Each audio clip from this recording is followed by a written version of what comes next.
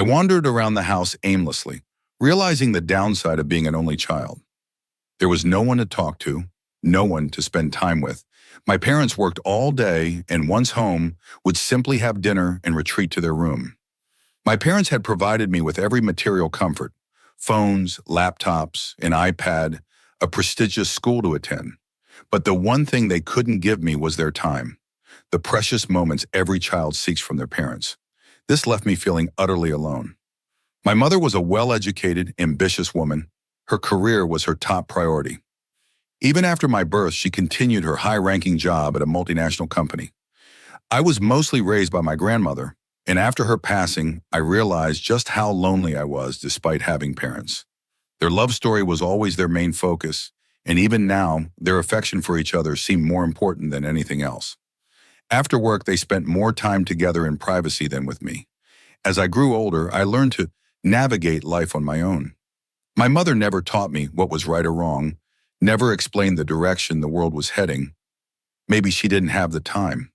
I never heard from her that, in today's world, both men's and women's reputations could be tarnished, or that boys' lives could take a wrong turn just as easily as girls. She never paid attention to such things. The only consistent interaction with her was receiving my allowance on time. If I tried to talk to her or sit with her, she would be engrossed in her phone or laptop, or she would go out to dinner with my father. They never took me along to parties or dinners. My mother still considered herself young and attractive, and standing next to me made her self-conscious. Her behavior made me feel like a stranger in my own home. Sometimes I thought about how unlucky I was to have no siblings, no brother who could understand my feelings, no sister to share my heart with. Even now, as I wandered around the house in the dark, I stopped suddenly at my parents' bedroom door.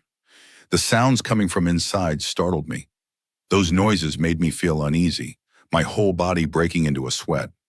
A strange warmth coursed through me as I stood frozen, leaning against the door. I did something I knew was completely inappropriate. I stayed there listening, ignoring every lesson about modesty and decency.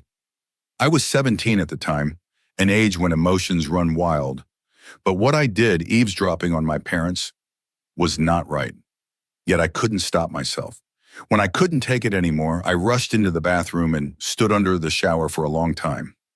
Even after I returned to my room and sat on my bed, I couldn't shake the restlessness.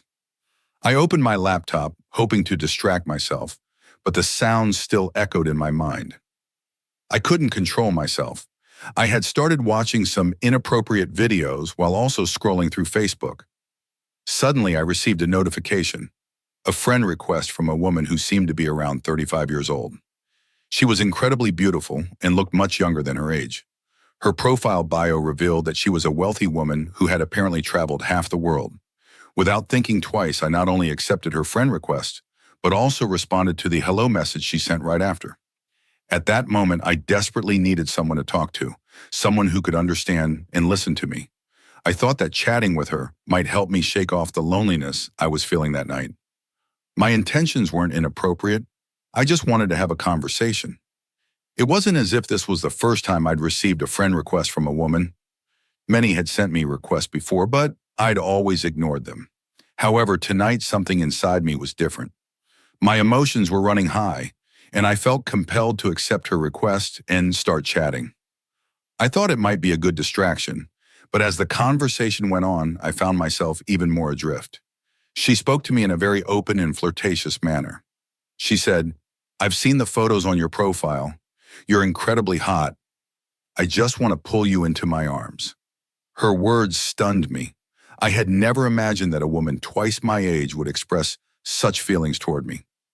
"Please don't say things like that," I replied, feeling a mix of embarrassment and unease. Her response came quickly. "I'm just being honest. I've rarely seen someone as hot as you."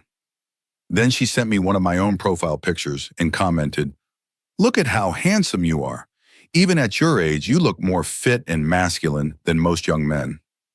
The photo she sent was of me at a swimming pool, a picture my friend had taken on a recent picnic.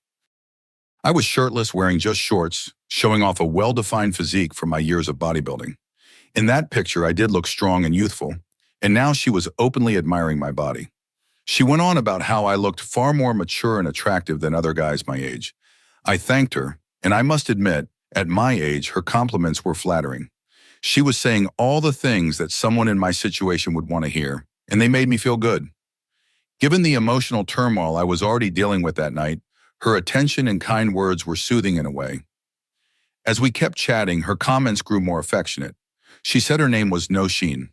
She told me that her parents lived abroad and that she had never married.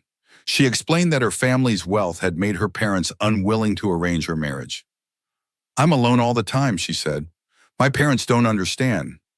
I have everything, but I feel so empty. Her loneliness mirrored my own in many ways. She felt like someone who understood what I was going through. Our conversation continued well into the night, and before I knew it, the hours had slipped away.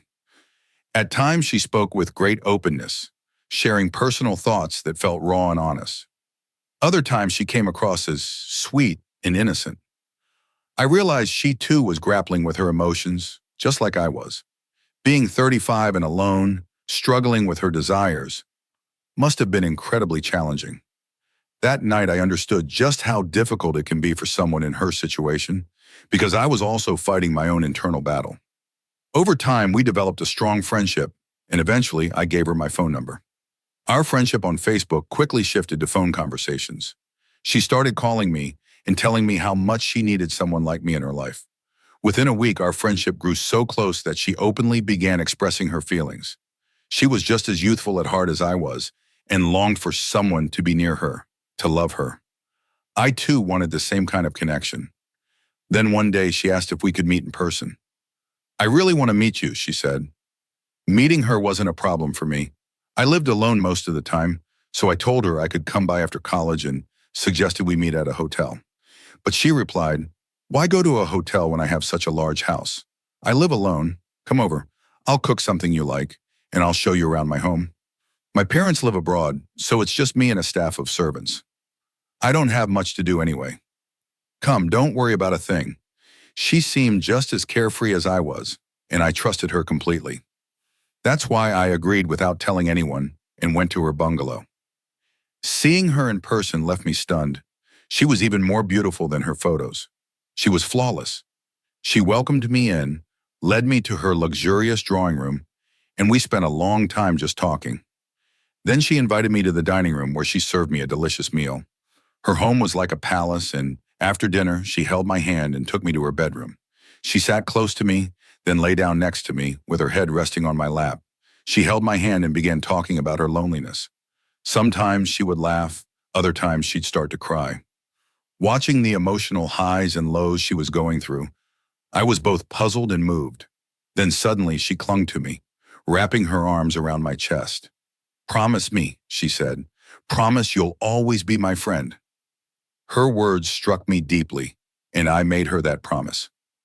"Whenever I call you to meet me, will you come right away?" she asked. I agreed without hesitation. I spent the rest of the day with her, and when I finally returned home, I couldn't stop thinking about the time we'd spent together. The closeness we shared, her affection, and the warmth of her embrace, all of it left a deep impression on me. My feelings were in turmoil. If a woman openly chooses a man, it's hard for him to pull away. I certainly wasn't ready to pull away now. That night, she kept calling, telling me how much she loved spending time with me. "Today was the most unforgettable day of my life," she said. Over the next couple of days, I grew to trust her completely. She seemed genuine, and her affection felt real. Then one night at around midnight, she called me. "I miss you so much," she said. "Can you come see me?" Her voice was filled with longing. Her request caught me off guard. It was late, and my parents were home. "I can't just leave," I told her, trying to explain that it would be difficult. But she persisted. "You always say your parents never leave their room until morning. Just lock your bedroom door and come. You can go back home in an hour or two. I'll even send my driver to pick you up." She was so insistent, and eventually her driver arrived outside my house. Quietly, I locked my door and slipped out. I got into the car, and after about half an hour, I arrived at her bungalow. She greeted me warmly, hugging me tightly. Leading me inside, she sat me down in the drawing room and offered me a drink. "I've been feeling so anxious and lonely," she said. "That's why I called you. I just couldn't bear being alone." She sat very close to me. As I drank the beverage she offered, my mind started to feel clouded. Something was wrong, but I couldn't figure out what. As the night stretched on, the heat in the room became unbearable, and sweat streamed down my face and body. Noticing my discomfort, she quietly reached for the buttons on my shirt and, without asking, began to unbutton it. "You're so warm," she said softly, her fingers lingering at the collar. "You should take this off." I tried to object, but my voice wouldn't come out. Before I knew it, my shirt was off. She sat across from me, her eyes fixed on mine, studying me as if she could see into my thoughts. But just as I was about to speak, the door to the drawing room swung open, and several more women entered, their heels clicking against the floor. They looked remarkably similar to her, glamorous, confident, and utterly unapologetic. One of them laughed, an eerie sound that echoed in the room, and said, "Oh, Notion, this time you've really outdone yourself. He's a handsome one. We'll have so much fun with him." I froze in place, unsure if I had understood correctly. Their words were cutting through the haze of my confusion. What are they saying? I wondered. What does she mean by fun? Before I could gather my thoughts, Notion took my hand, guiding me out of the drawing room and into a large, dimly lit bedroom. She held my hand firmly, as though she knew I wouldn't resist.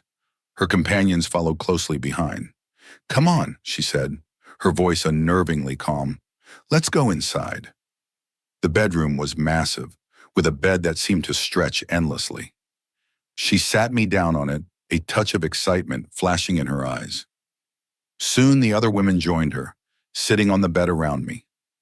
They began speaking softly, murmuring among themselves, their words barely registering in my mind. One of them ran her hand gently across my face, while another traced a line down my arm. My head felt heavy, my thoughts muddled. Notion reached into a drawer and pulled out a syringe. I didn't even have time to protest. Before I knew it, the needle pricked my skin, and a rush of warmth flooded my body. I felt a strange electric current run through my veins. What's going on? I thought. My limbs wouldn't move the way I wanted them to. I was caught in a dreamlike state, unable to resist or comprehend. One by one, the women pulled me close, their voices blurring together. I was no longer fully in control of myself. Whatever was in that injection left me unable to say no, to move away, to think clearly. Time became a blur. Hours seemed to pass, though it could have been only moments. I found myself moving from one woman to the next, doing things I never imagined I would do. I wasn't entirely conscious of my actions, yet I couldn't stop myself. At last, when the ordeal was over, Notion handed me a wad of cash. "Here," she said casually, placing the money into my trembling hand. "You had your fun, and now you have some money. Go enjoy yourself. Just remember, come back whenever I call." She laughed, her tone so light and easy, it was as though nothing had happened. I stumbled out to the car. Her driver was waiting, ready to take me home. I was too dazed to say anything. The ride back was a blur. When I reached my house, I quietly crept back inside, locking my door behind me. My parents were still asleep, oblivious to what had transpired. They had no idea where I'd been or what I had done. When morning came, the gravity of what had happened hit me like a freight train. I felt an overwhelming sense of shame. My conscience, which I had tried to suppress, now screamed at me relentlessly. What had I done? I knew I had given in to temptation, but I hadn't fully understood the consequences until now. I told myself I would never speak to Notion again. I would block her number, forget her face, and try to move on. But she didn't let me.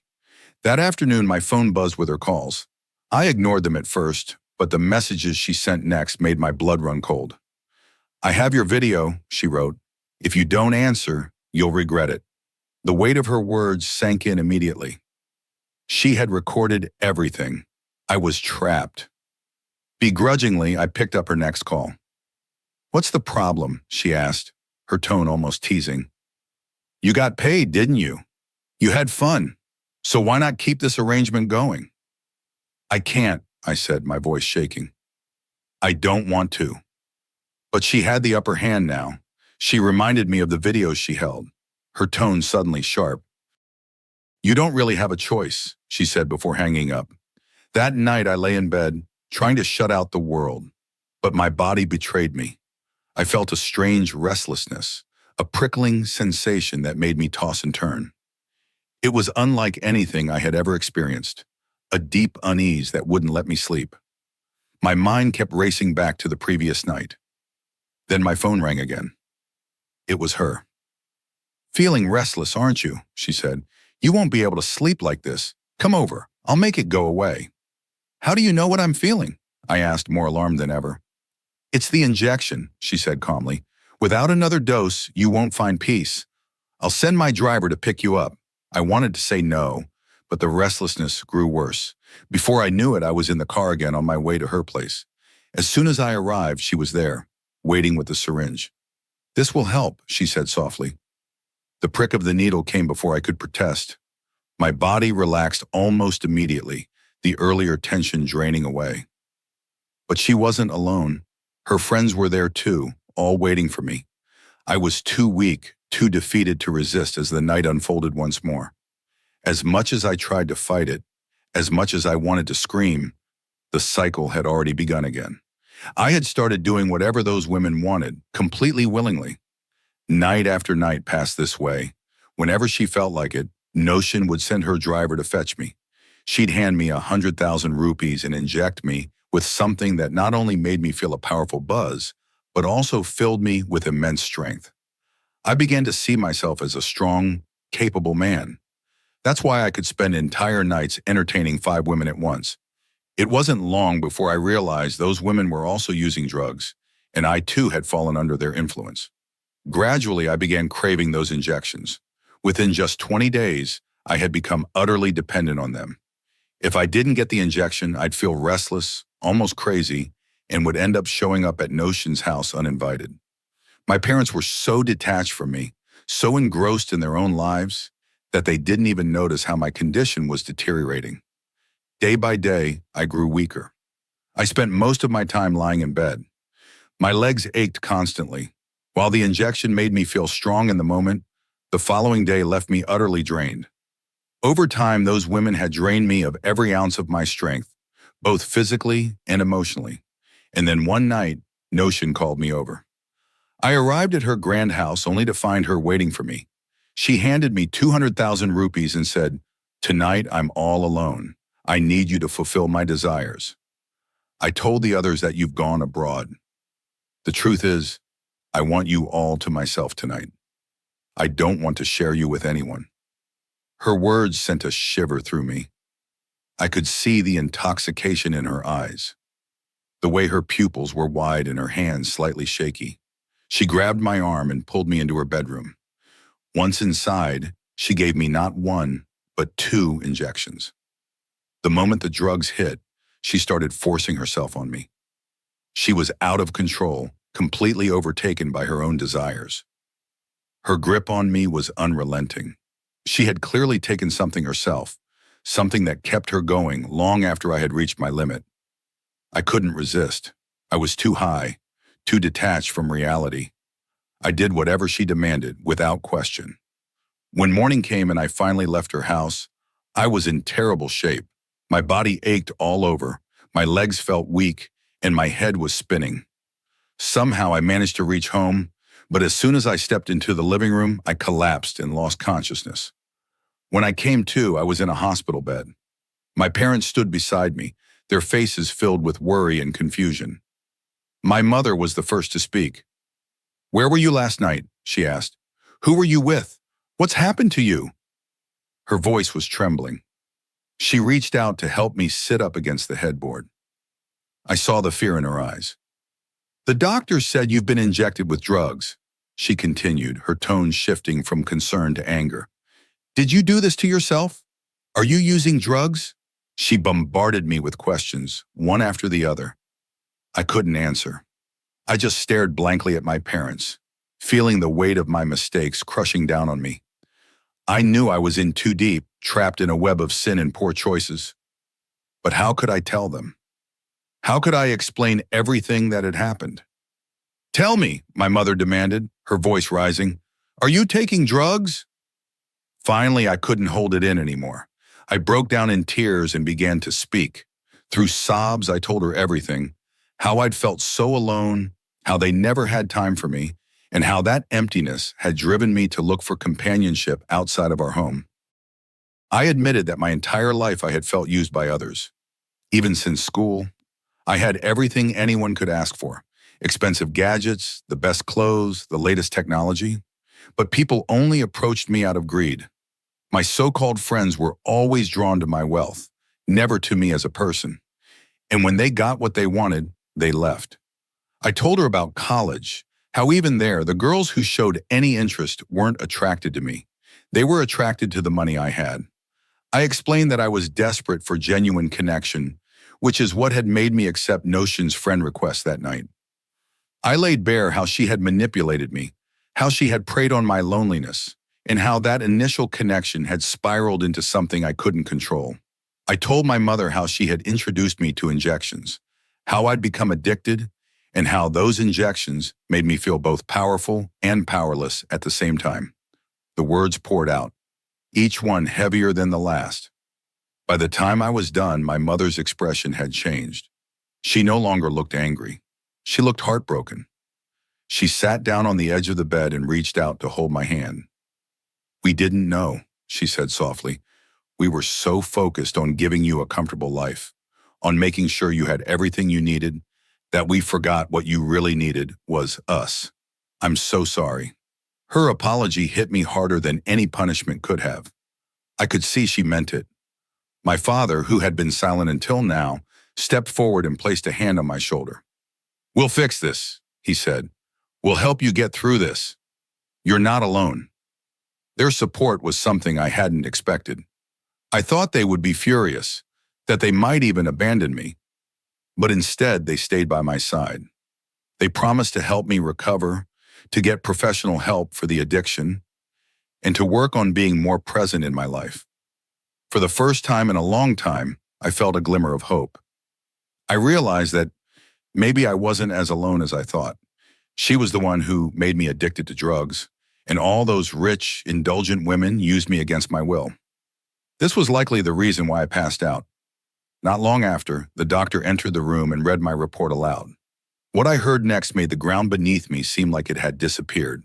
I had lost my masculine strength. The doctor explained that the excessive high-strength medications and the substances they had given me to boost my masculinity had backfired, leaving me completely impotent. As I listened to this devastating news, tears began streaming down my face. My parents sat silently, their heads in their hands, overcome with guilt and despair. They didn't ask me any questions. They knew deep down that their own negligence and inattention had led to this. My treatment began, but it was sheer torment. I craved the drugs so badly that I would scream and thrash around, my entire body aching for the substances it was now dependent on. The doctors had to restrain me. I wasn't allowed to leave the room, and I could barely stand the withdrawal symptoms. My parents, devastated by what had happened, filed a report against Notion. However, being a wealthy woman, no action was ever taken against her. The police did manage to destroy the explicit videos she had of me, and I never heard from Notion again. But I knew the truth. She would simply move on to another innocent young man, ensnaring him in her trap, just as she had done with me. This sort of thing had become disturbingly common among the high society women who lived alone. They would host parties, then invite young, unsuspecting men like me, only to exploit them in private. They used high-dosage injections to both control and satisfy their whims, leaving their victims devastated. I had learned this the hard way, and it had cost me everything. The little money I had gained from the arrangement meant nothing compared to what I had lost. My physical and mental state had deteriorated so badly that I knew I was permanently changed. My parents still had plenty of money. They could buy me anything I wanted, but they could never give me back my masculinity. That loss was irreparable, and I would carry it with me for the rest of my life. The ordeal opened my mother's eyes to her own failings. She finally realized that, along with all her other responsibilities, she needed to pay attention to her child's needs as well. She continued her job, but from that point on, she spent every free moment with me. She became incredibly attentive and caring, making sure I felt her love and presence. But the damage had already been done. No amount of care could undo what had happened, and all I could do was live with the regret of the choices I had made. If there's one thing I can say to every mother out there, it's this: along with fulfilling all of life's duties, never lose sight of your children. Be present, give them your attention, and help guide them through the challenges they face. In today's world, it's not just girls whose reputations and lives can be ruined. Boys can be destroyed too.